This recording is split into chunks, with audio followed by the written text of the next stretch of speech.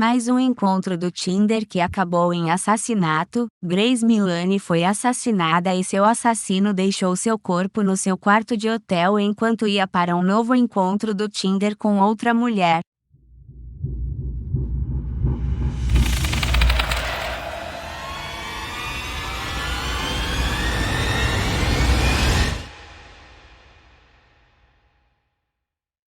É impossível imaginar o quão aterrorizada Grace Milani deve ter ficado em seus últimos momentos de vida. Um patologista que explicou como ela morreu disse a um júri que ela foi estrangulada e tinha hematomas nos braços e no peito, consistentes com a pressão. O Dr. Simon Stables disse que uma força considerável teria sido necessária, e a pressão em seu pescoço deve ter durado entre 4 e 5 minutos para ser suficiente para matá-la. Ela não teve chance. Seu assassino Jesse Campisson tinha um histórico de envolvimento em sexo violento. Ela não tinha ideia de que 8 meses antes, Campisson havia estuprado brutalmente outra turista britânica.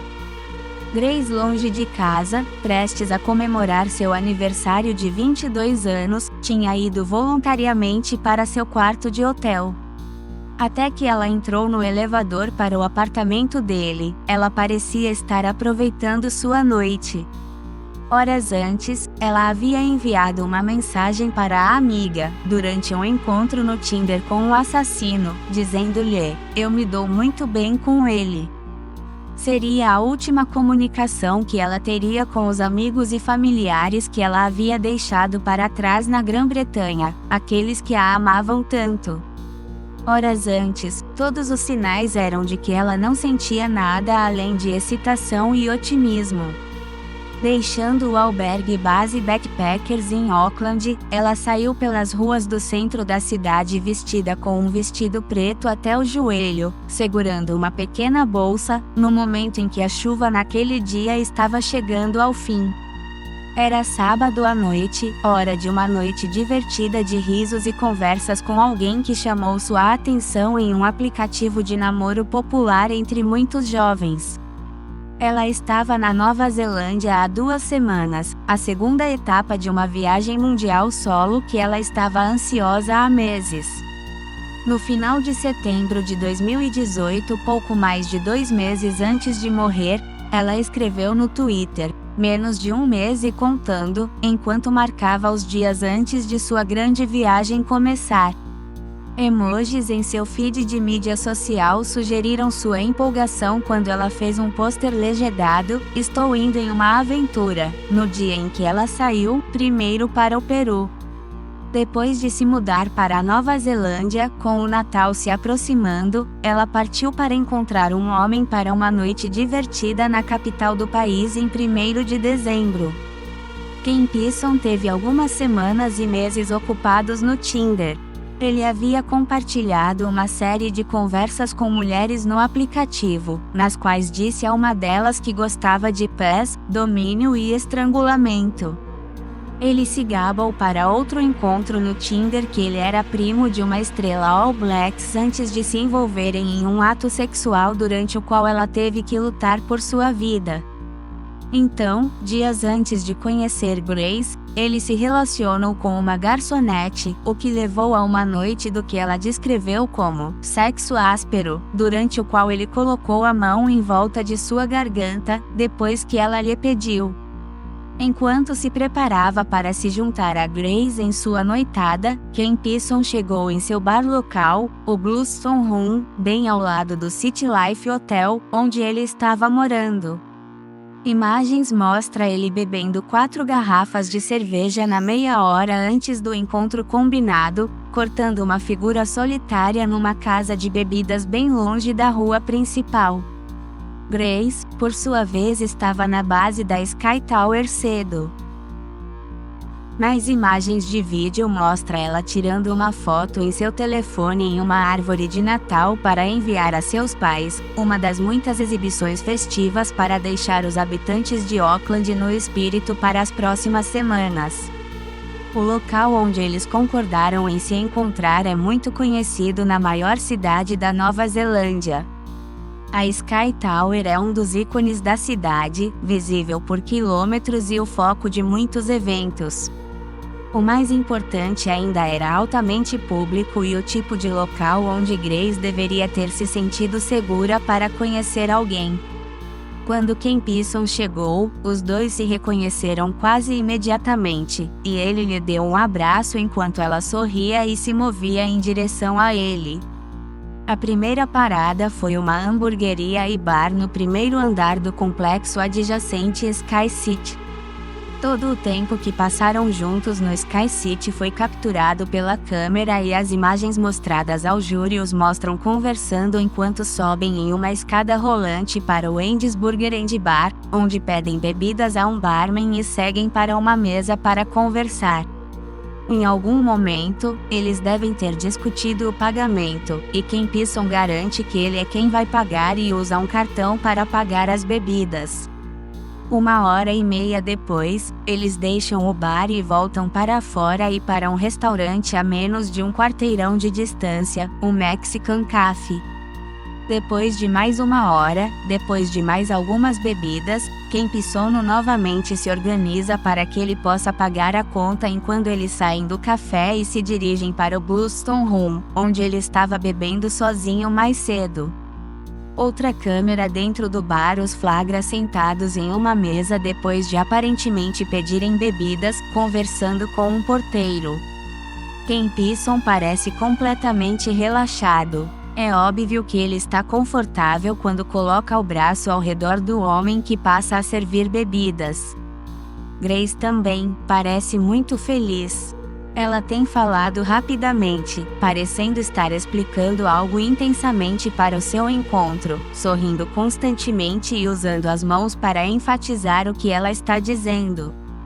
Às 8h40 da manhã, Ken Pisson coloca a mão atrás da cabeça de Grace e a puxa em direção a dele, beijando-a por 1 segundo ou mais. Durante a hora seguinte, eles se beijam várias vezes, parando apenas brevemente enquanto Ken Pisson sai. Foi esse ato que levou a polícia até ele. Ele tinha ido ao telefone para postar uma mensagem em sua página no Facebook. Pouco depois das 9h30 da manhã, as imagens mostram ele saindo e se dirigindo-se para o átrio do City Life Hotel, onde entram no elevador, com Ken Pisson se atrapalhando com o seu cartão-chave enquanto se dirigem para o quarto 308. Exatamente o que aconteceu no quarto depois que o casal chegou não é conhecido, além do fato de que Ken Pisson assassinou Grace. O que se sabe é que ele não ligou para ninguém ou pediu ajuda. Não houve chamada para os serviços de emergência. Em vez disso, à 1h30 da manhã de domingo, enquanto Grace estava morta em seu quarto, Ken Pisson realizou uma série de pesquisas na internet que indicam não apenas o quão despreocupado ele estava com a morte dela, mas como ele estava ativamente conspirando para esconder o corpo. Usando seu telefone celular, ele procurou por Aitken Ranges, o local onde mais tarde ele tentaria enterrar Grace em uma cova rasa. Em seguida, o assassino vasculhou um site de pornografia em busca de vídeos para assistir. Ele também tirou 7 fotografias íntimas do corpo morto de Grace, manipulando seu corpo para obter as fotos que ele queria. Na manhã seguinte, com Grace ainda morta no quarto 308, ele mandou uma mensagem para outra mulher que conheceu no Tinder, tentando marcar um novo encontro para mais tarde naquele dia. Pouco depois, ele foi novamente flagrado comprando uma mala. Em fotos da polícia, divulgadas durante o julgamento, uma mala cinza idêntica à que ele comprou para remover o corpo dela pode ser vista em um quarto de hotel moderno e indescritível com uma cama desarrumada. Imagens mostram ele indo de seu quarto para uma loja de lazer para comprar uma mala idêntica, depois para um supermercado para comprar alguns produtos de limpeza e, em seguida, para uma empresa de aluguel de automóveis. Outra imagem mostrada no julgamento foi o tapete de seu quarto manchado por luminol, um produto químico usado pelos policiais para revelar manchas de sangue que foram previamente limpas. Ele alugou um carro Toyota hatchback vermelho e enquanto Grace estava morta em seu quarto de hotel, saiu à tarde para se encontrar com a mulher que ele estava enviando mensagens de texto no início do dia em um bar no badalado subúrbio de Ponsonby, em Auckland. A mulher, uma ex-jornalista que não pode ser identificada, mas que como o assassino, tinha 27 anos, achou seu encontro muito intenso, bastante calmo. Logo depois de conhecê-la em um bar chamado Revelry, ele disse a ela que todos os seus amigos eram policiais e seu amigo mais próximo estava vivendo em Nova Zelândia.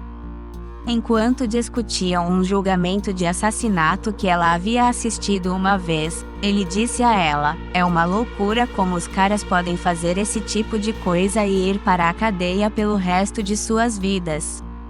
Ele então passou a dizer que tinha ouvido falar de um cara que pediu a sua namorada para fazer sexo áspero, mas tinha dado errado e ela tinha morrido no processo. A promotoria em seu julgamento disse acreditar que ele estava testando a história que planejava contar para ver como ela se desenrolava. Ela disse: "Eu acho que ele estava em seu próprio mundo contando essa história.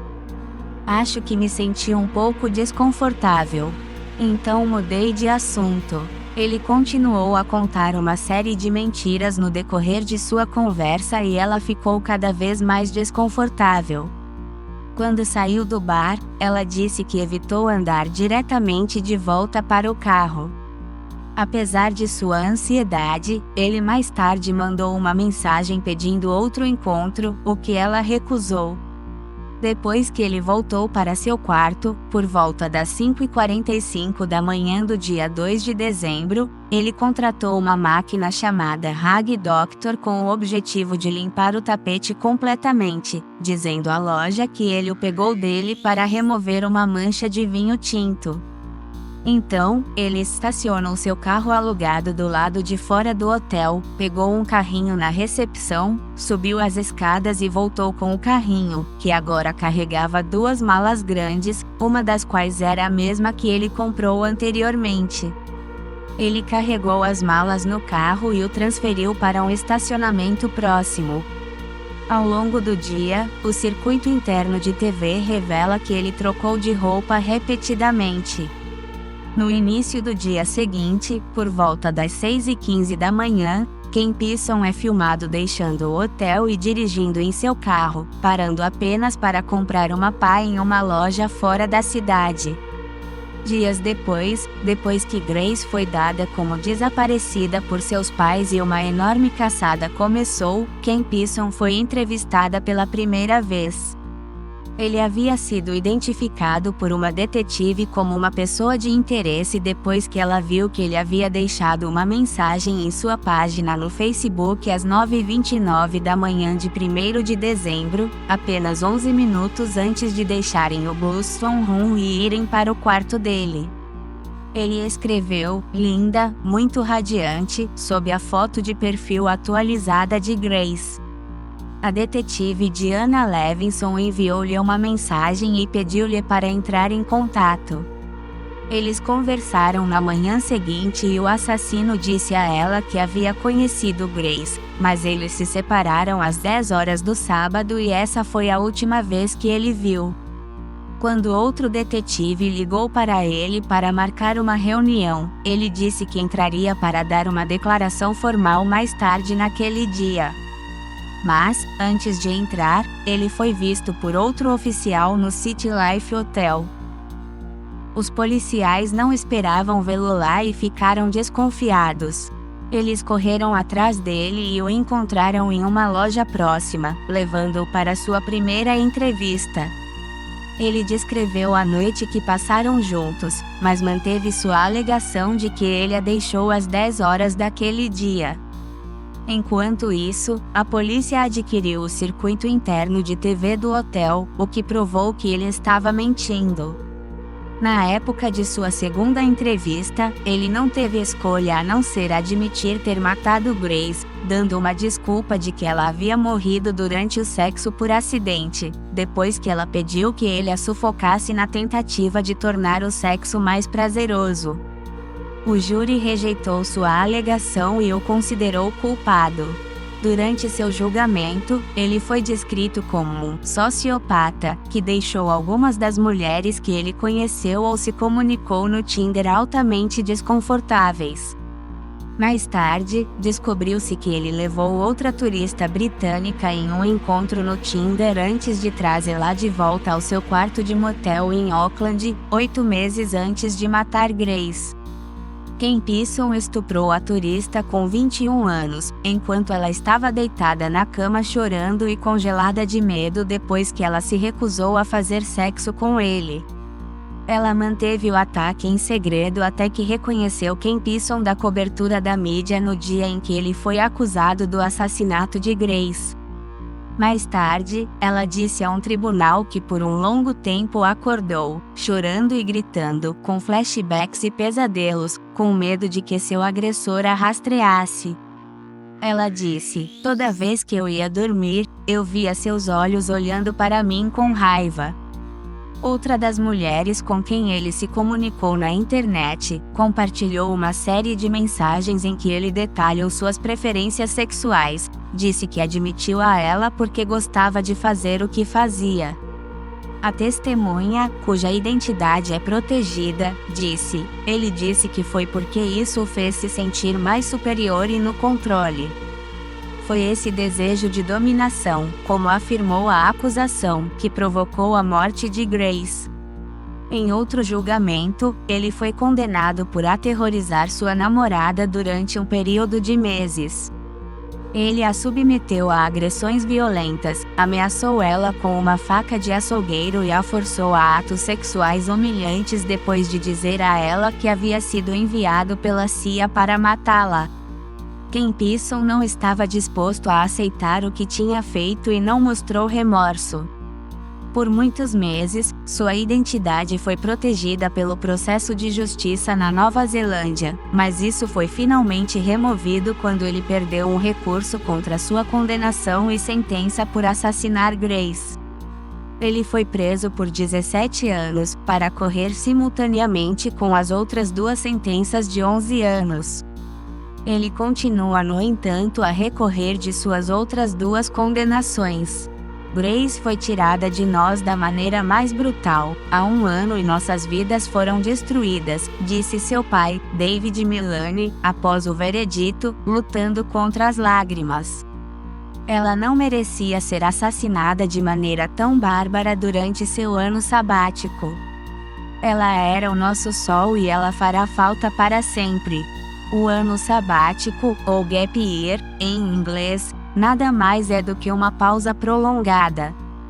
Ou seja, acontece quando o profissional decide se afastar do trabalho por mais de 30 dias, ou mesmo pedir demissão, para investir seu tempo em projetos com que sempre sonhou. Obrigado por assistir. Se inscreve no canal e deixe seu like. Até nosso próximo vídeo.